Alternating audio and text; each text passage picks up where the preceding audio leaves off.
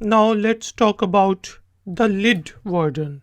There are three Lidwoordens in Dutch: Dalwoorden, Hetwoorden, and N-word. N, A. For example, we have da kind, het, house. There are a lot of words which start with da, and there are other words which start with het. And these Lidwoordens, da or het, depends upon the Naamwoord.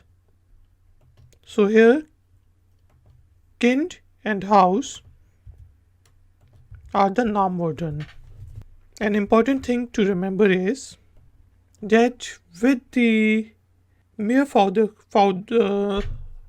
plurals, we only use da.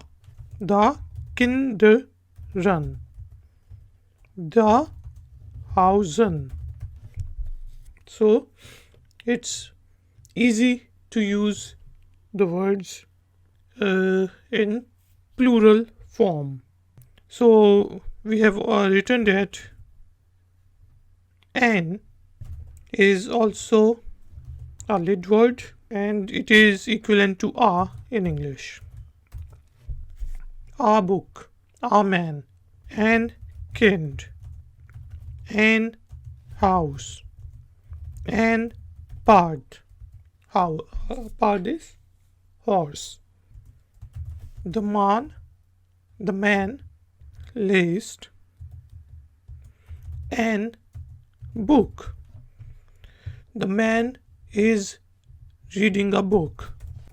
So you see that here we haven't written het book but a book. The Frau singt.